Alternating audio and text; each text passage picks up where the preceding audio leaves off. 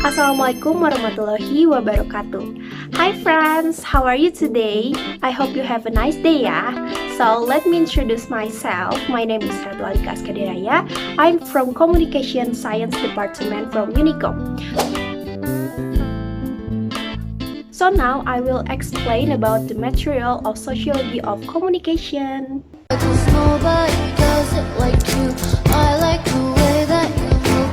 That's why I never go through with leaving you. Everybody's Baik teman-teman, hari ini aku mau ngejelasin mengenai peran struktur sosial dalam membentuk proses komunikasi di masyarakat. Hal pertama yang bakal kita bahas dari materi ini adalah struktur dan juga peranan sosial.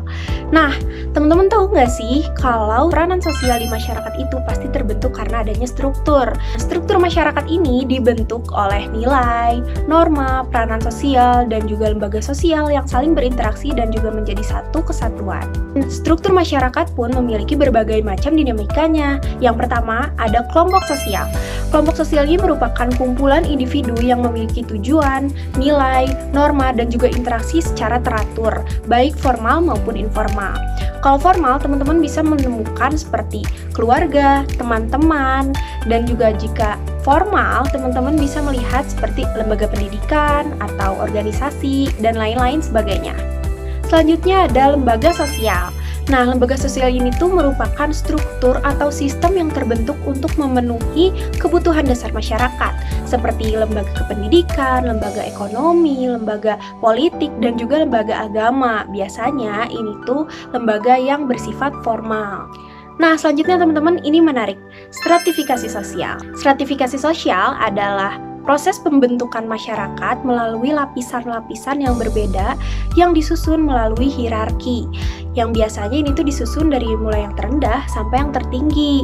Nah, ada banyak faktor teman-teman yang menyebabkan terjadinya lapisan-lapisan di masyarakat. Contohnya karena kekayaan, kekuasaan, status, bahkan juga pendidikan.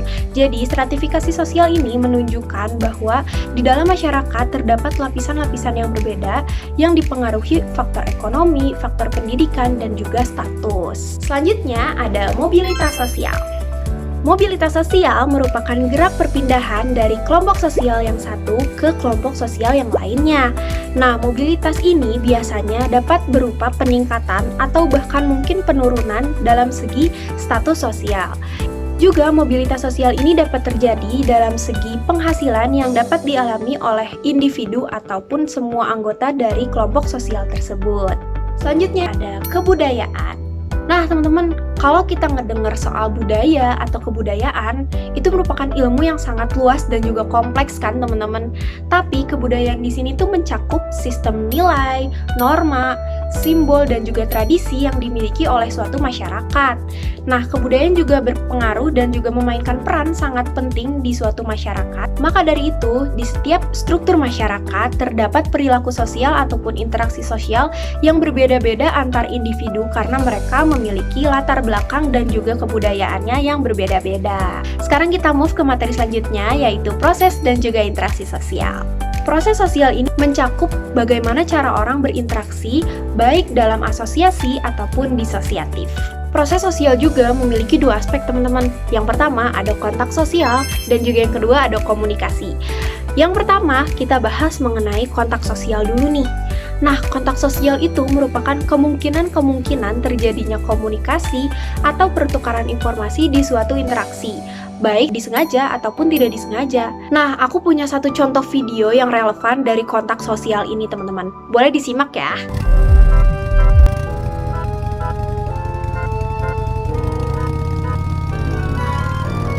Berhenti mas, selamat siang. Anda saya tilang. Loh, kenapa pak? Karena Anda tidak menggunakan helm. Aduh, maaf pak, saya lupa. Sesuai ketentuan, Anda tetap saya tilang. Baik pak.